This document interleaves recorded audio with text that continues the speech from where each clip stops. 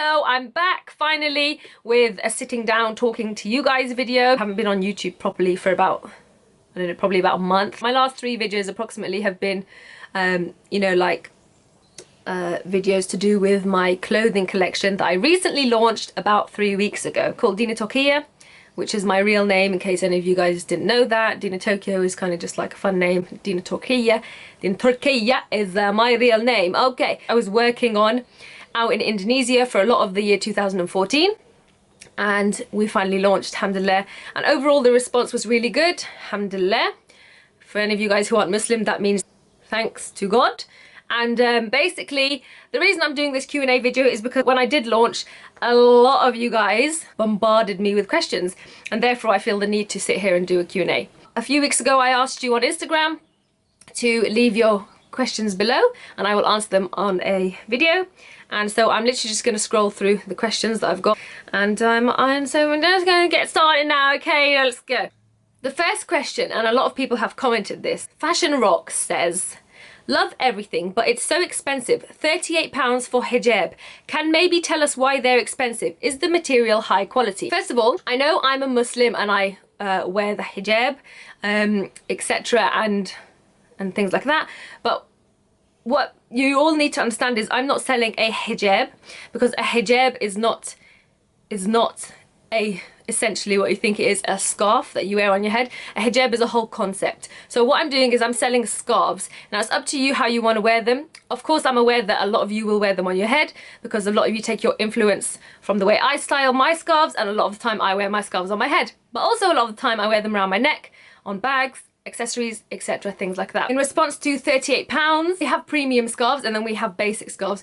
The £38 is for the highest quality scarf, and that is for the one that I have now actually on my head. And basically they're 30% silk and 70% cotton.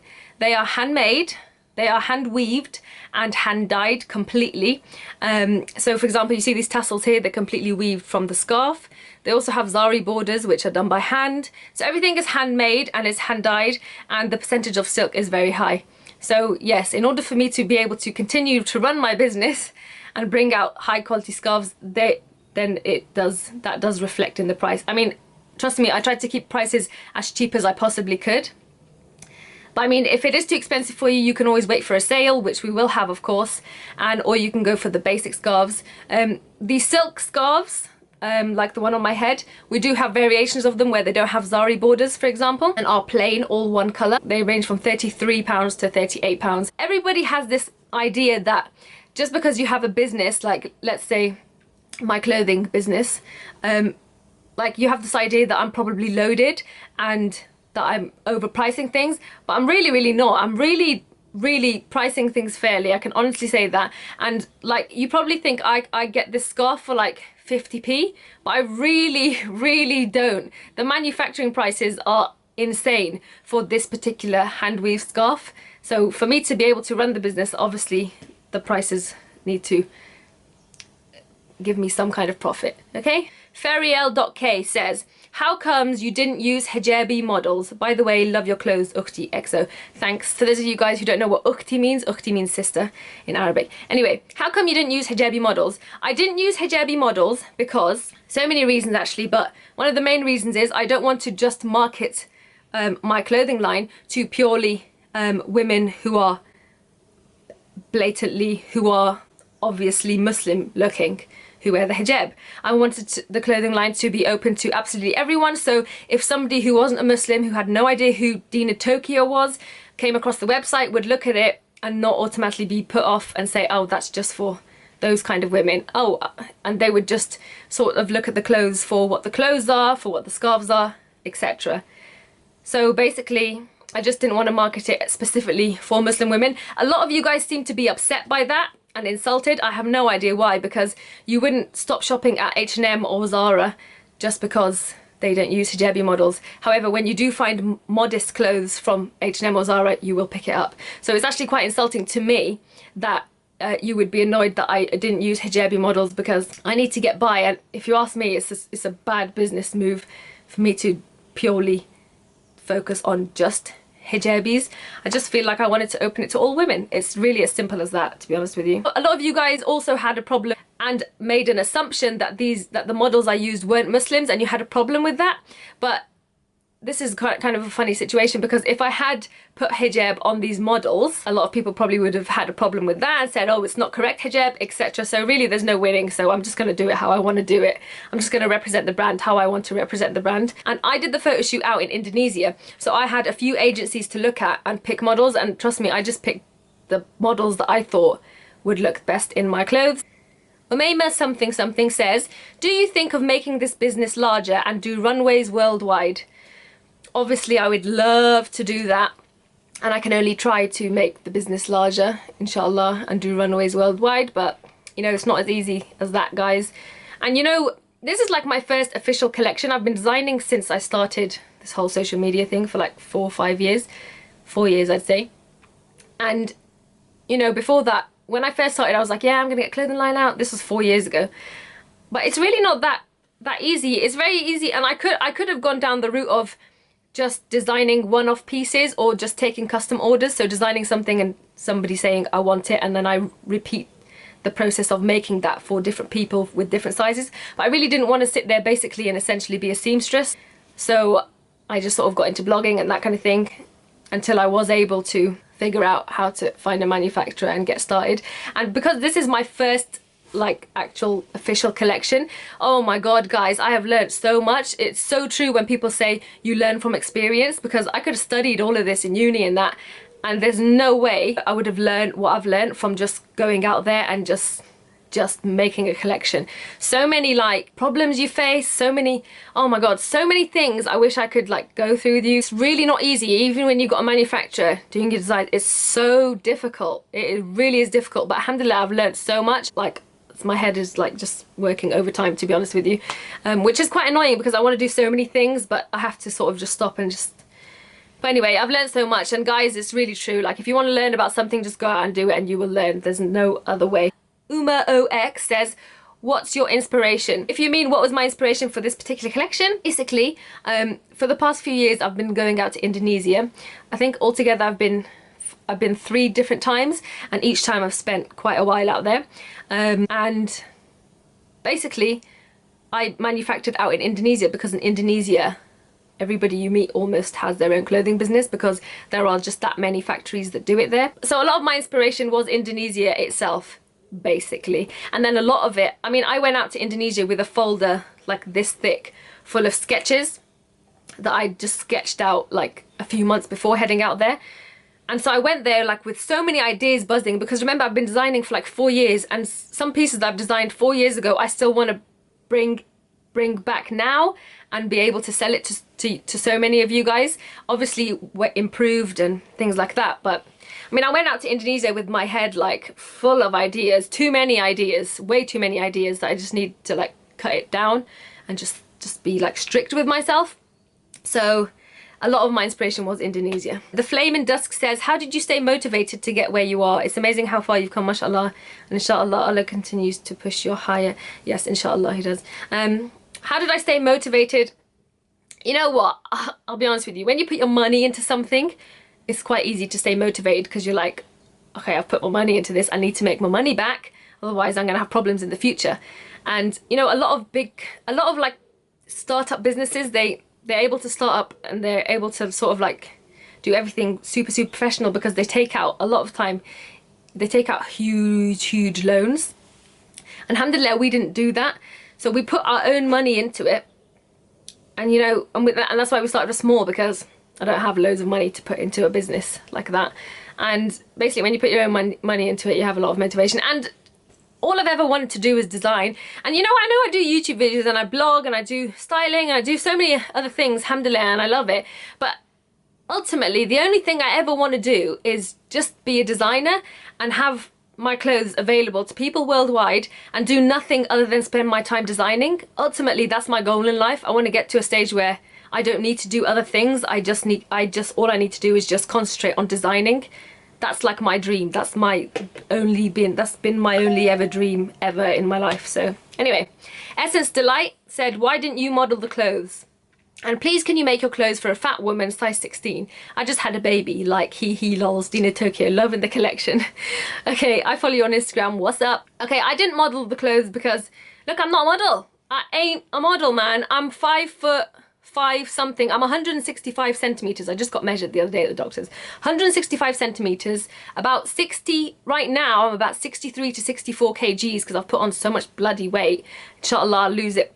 You know, my slim time is usually when I'm about 60 kgs, and that's around the summertime, and then winter, I put on that winter fat. So look, I'm not a model. I wouldn't have been able to, like, it's just not a good idea for me to model my own clothes. And yes, we can make clothes for a size 16. Just bear in mind that size 16 is not fat. You're not fat, plus you've had baby. But again, like I said, this was the first collection and I've learned a lot. We tried to do a lot of the sizes one size and made them kind of like oversized fits, so that they could fit people from this size to this size. But it was kind of difficult to do that with a few of the designs, actually, to be honest with you. Aisha says, do you plan on having a shoe line? It would be awesome. I don't plan on having a shoe line right now. Like, I can barely just have a regular clothing line, so maybe in the future, but I don't really particularly have a passion for designing shoes. However, bags, inshallah. Jida009 says, what led you to the fashion industry and did you have trouble getting to where you are right now? Okay, the fashion industry, I don't even think I'm in the fashion industry, not the mainstream one anyway, that's for sure. But a lot of you guys will kind of know my story because you've been following me for years, but if you don't, I'll give you a very brief one. Like, I went to uni 3 different times, did 3 different topics that turned out I did not enjoy at all. I didn't finish university. I do not have a degree in any of those. When I left my 3rd attempt at uni, I was just like, you know what, I just wanna design clothes and make them and sort of model them and put them online and see what people think. And so basically that's how I started, and that was about 4 years ago. The first thing I did was start a Facebook page because Facebook was on then, and put my pictures up, and then that led me onto YouTube, which led me onto Instagram, and then it just also like opened, because in the last 4 years, like, blogging and social media has made so many like stars and so many jobs for people. But you know, 4 years ago, basically it took me about 4 years to be where I am now, which isn't actually that much of an amazing place. A lot of you guys might think it is, but it actually isn't. I'm still very, very much not where I want to be. I'm still very much like not satisfied. I still have so much more ambition to where I want to be, like I said before. But nowadays it's very, very easy to just start blogging and literally become Instagram fame overnight, which can be frustrating for some of us older lot, but whatever.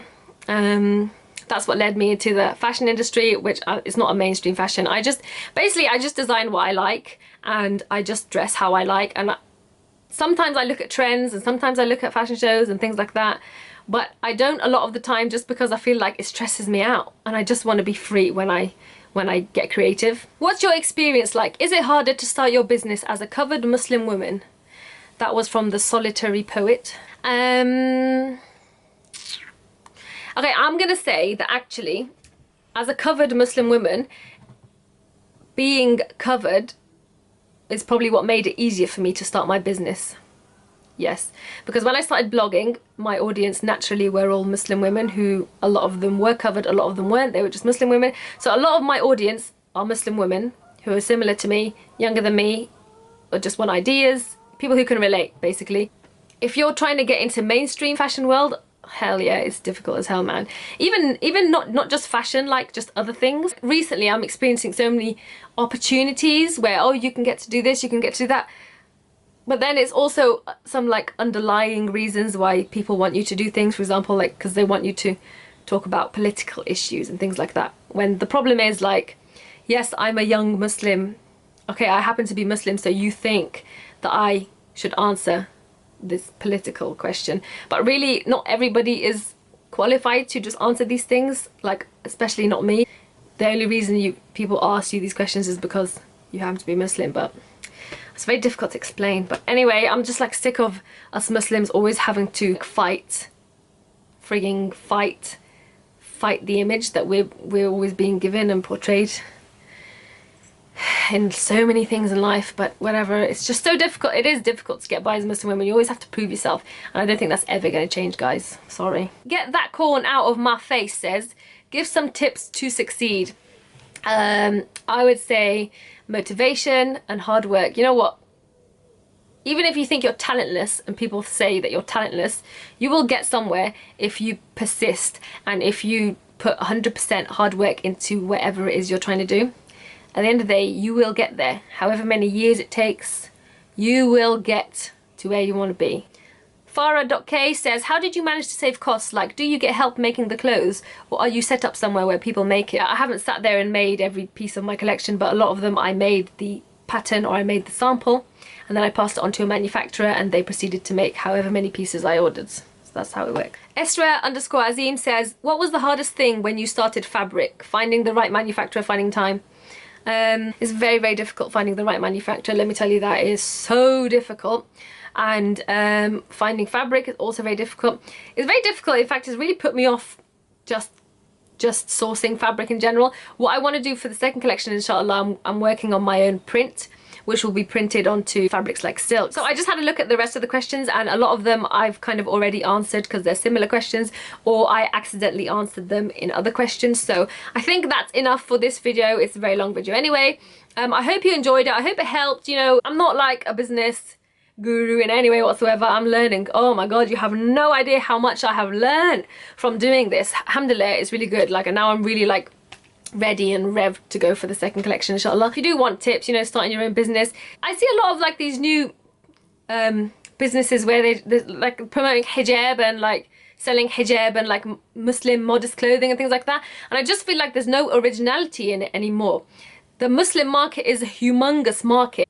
The problem is it just all seems to be like, it's kind of becoming like a Chinese wholesale market where everybody's just copying. There's no originality and there's nothing fresh, which is really annoying. So if you are starting something new, like start something because you've got this amazing idea and you haven't seen it before, that kind of thing. Obviously, you know, if you need to make money, you're just going to look at something and be like, that sells, I'm going to sell it, and fair enough, great. But if you're creative and you're just looking to sort of get your name out and that kind of thing, then, you know.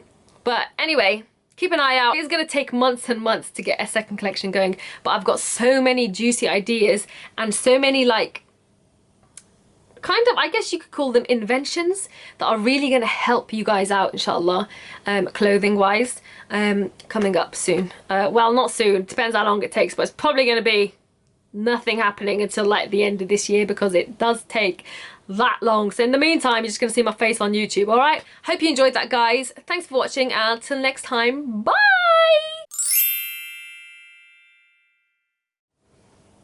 What's up, guys? I just finished filming a question and answer video for you guys, innit? Make sure you check it out on YouTube later on when I post it on Instagram, Snapchat, Dina Tokyo. Yeah.